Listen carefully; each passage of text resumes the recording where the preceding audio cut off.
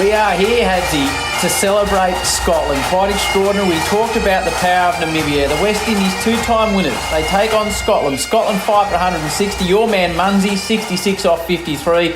Joseph and Holder got a couple of wickets apiece. The West Indies, 118, 42-run winners. What?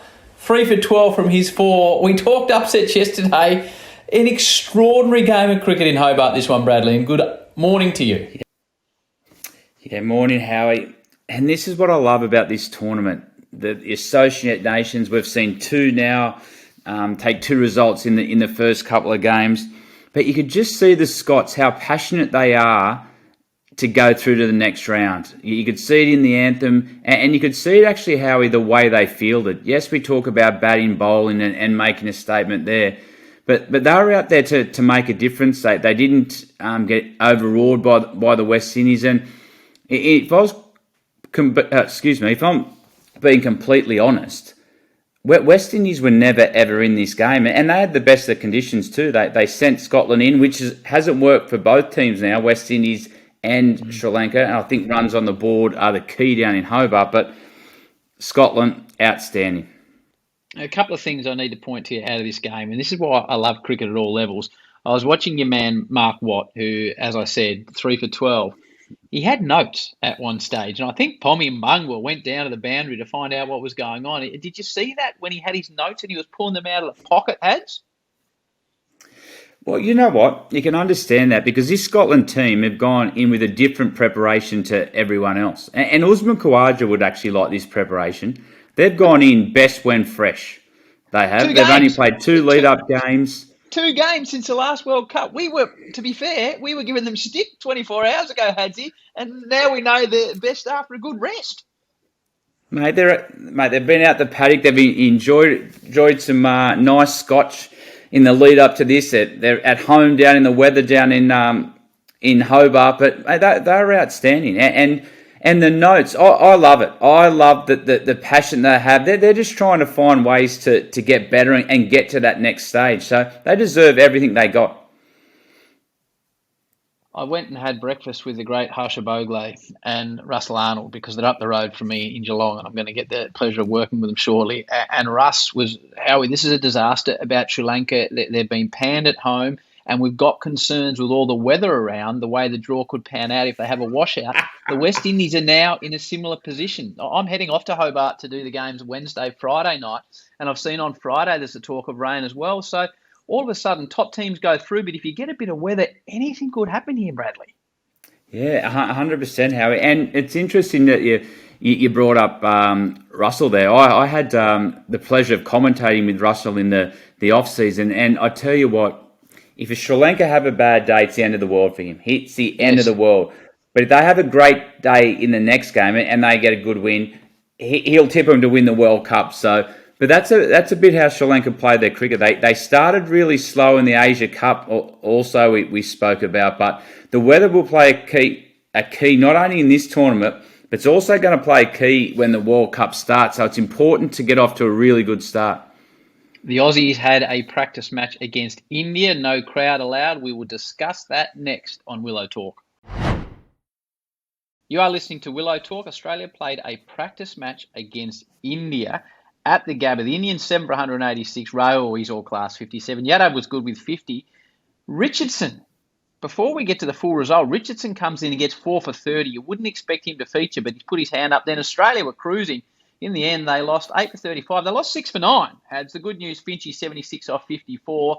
Marsh opened up 35 off about 18 balls. We didn't see David Warner. A couple of things to point out of this game before we get to the game itself. No crowd. So I can understand, Hads, because these are practice matches, so they don't know particularly 100% which venue it's going to be held at. They don't want to ticket it. They don't want to have to staff it. But there was quite a few punters there, especially the Indian persuasion, not happy they couldn't get a look at their superstars in action because the game was televised on Fox. It was commentated, but you just couldn't watch it. Yeah, I don't like it, Howie, especially after what the world's been through over the last couple of years where everyone's been in lockdown. And tickets, if you see the Pakistan-India game is sold out, Australia versus New Zealand sold out. This could have been the opportunity for some young kid to turn up, get the opportunity to see Virat Kohli Aaron Finch, David Warner walking around the boundary in a pretty relaxed atmosphere in the last practice game. So I don't like that the crowd wasn't allowed in. It would have been a great opportunity to see not only some great cricketers, but some global superstars of sport. So it's pretty disappointing that they didn't get to come and watch. Yeah, it seems unusual. I understand there's costs for the venue and insurance and all sorts to open the gates. Yeah. But as you say, we're coming off COVID and people just want to see cricket. You mentioned Virat Kohli, made a few with the bat. But when the Aussies were looking home and hosed, he affected the run out. And then he took this catch off Pat Cummins that, to me, looked like it was sailing over the rope for six. It's clean. Is it clean enough? Ah, you're joking! VK with a one-hander. Pop this in the vault locker. Even though it's a warm-up game, that is a cracker. So that is Virat Kohli. Absolutely smoked by Paddy Cummins. I was thinking, right, the Aussies are home now. He takes the one-hander. He's celebrated. He's box office, this man, which comes back to your point, Hads, about people seeing him play. But his run-out, his fielding. Kohli in Australia, if you get the chance, pay your money, go and watch this man play cricket. What I noticed about Virat Kohli, he's been under a bit of pressure that the last 12 months. He took a break from the game, but he's actually timed his run perfectly. He got 100 recently. He started to get some form, and he sort of had his swagger back today. I know it was a practice game, and you look for different things in practice games, but what I was looking at was his intent. And mate, to take that one-handed catch, mate, that's box office. That run out when the game's on the line. To me, he's building nicely. He looked nice and relaxed, and I think the whole Indian team did. I thought they were going to, and they will, they'll miss Boomer, but Mohammad Shami came on and executed right at the death. And Hardik Pandya was an interesting one for me as well. He got no runs today, but he moved freely in the field. He bowled a couple of overs. And this Indian team looked like they're ready to peak right at the right time. How do you see a practice game like this? So obviously the positives, Maxi looked good, wasn't there long, looked good, but Finch, who's obviously been under the pump, 76 from 54. By the way, keep an eye out for Patel, because the slow ball that he bowled to get out Finch was extraordinary. The man was smacking them everywhere, so keep an eye out for him throughout the tournament. So the positives for the Aussies probably is the skipper got runs. The negatives, and Finch has talked about, as he did against England, they've got to be chasing better, which is how they won the last World Cup. In fact, they lost 6 for 9. It's a practice game, but I guess winning form is good form. Yeah, it is, and good habits are what you're looking for. And we've seen a couple of times against England, we're in winning positions, and we didn't quite nail our last few overs. But if I'm honest, Howie, I'm not that worried about it. Matthew Wade, he's been a rock in that position for Australia. His experience, his run scoring and decision making under pressure has been outstanding. If he's there today, we win that game. But the big things out of it for me was, one, Mitch Marsh is going to have a huge tournament. Yep. The way he took that bowling on, he only got 35 today, he chopped on, but he looked in control, and he suits these bouncy wickets, and we're going to see a lot of fast bowling. Aaron Finch, tick. We've been calling for him to get back to the top of the order, play that brutal game that he knows. Now he goes into the tournament in form, and all of a sudden he's a different partnership and combination now with David Warner. Glenn Maxwell, I actually never worry about Glenn Maxwell's form. He's so hard to read. The only thing I can say about Glenn Maxwell is he's also box office, and he loves the big occasion. So you'll have a team meetings, you'll prepare for everything. Give Maxie a coffee, go and have a walk while having the team meeting, Glenn Maxwell. And when you come out, clear your head and just take the game on. If you feel like you need a reverse sweep, let's put the shackles off Glenn Maxwell for this World Cup. And if we do that, he can win us a World Cup. Well, you know what it's all about, because you won, obviously, the 2015 World Cup alongside him at the MCG in the 50-over version. Before we get to the games previews for today, my son and I was declaring at research at home, Hads, when we had 2 feeds of cricket and we were asked to set the table. And I said, I can't set the table. We've got to watch what Australia's doing. We're watching the West Indies. And then all of a sudden, England and Pakistan pop up. We don't go into the full details of that game, but there was a couple of guys coming back for both sides that were really important. And we didn't set the table, by the way, Hads, because there was too many KO screens open at the time. Well, it's funny how your house must be very similar to mine. I was watching it with the boys. We're flicking through one, and I said told them about my tips, and my oldest son said, "What game are you watching?" And I said, "Beg your pardon." He said, "The West Indies are never going to win in Hobart. It's too cold." And I said, "It's about time you go to bed, actually." Well, So he was Zach's right. going to miss the last part of the umpires. cricket. I noticed the umpire. The umpires were wearing gloves down there in Hobart in the second game, so very, very chilly. But a couple of important ones coming back for both England and Pakistan, mate. Yeah, there was a huge in for me for Pakistan was Afridi.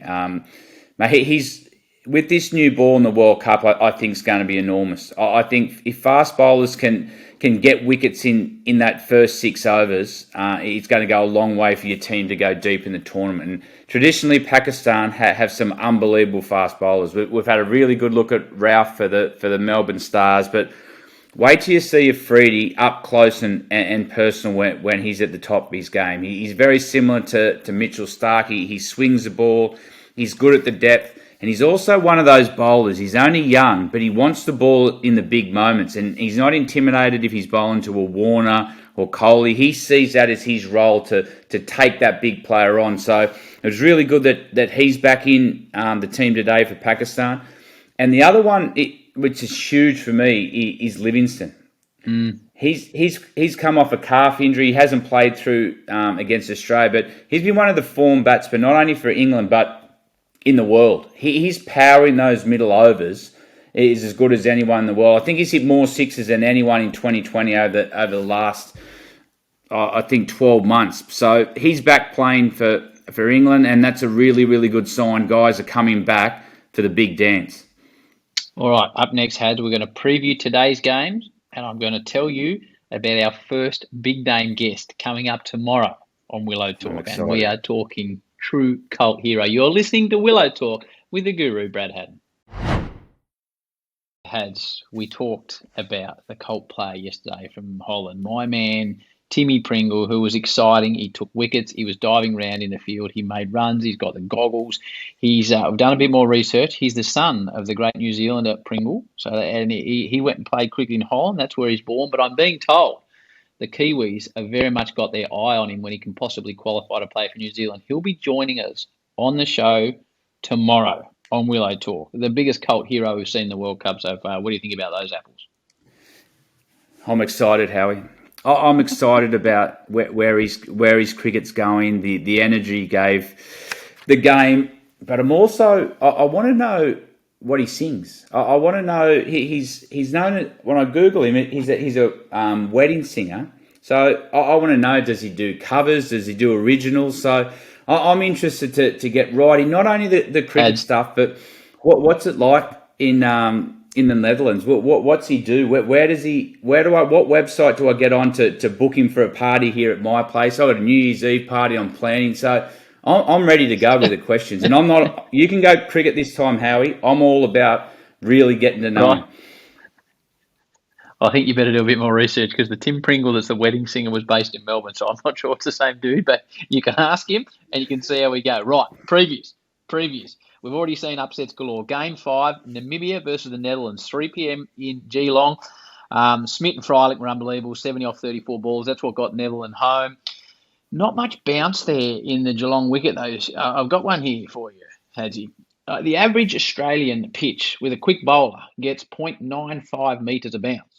In G-Town, it's 0.75 metres. So 20 centimetres of less bounce, my boffins tell me. So it's not bouncing a great deal at GMHBA in October, where Harsha said he has never been as cold as he was in his life doing the post-game interviews last night in Geelong. Very chilly, not as much bounce in the deck, though. So this is an interesting game, because obviously after the Namibians got it done, you could see this game, this group of teams maybe all wound up on 2 wins apiece. The net run rate might be really important as well, I reckon. Yeah, the net run rate. I'm going to go an upset here. I'm going to go the Netherlands. I think it's just building for a huge show. We've got the cult hero on. I think he's going to play a huge role. And I'm not sure Namibia can come down emotionally after that big win. Well, I'm going against you. I think the Namibians are on fire. They're making their way through into the second round. I'm tipping Namibia. And then we get game 6, Sri Lanka taking on the UAE. So that'll be the second game in Geelong.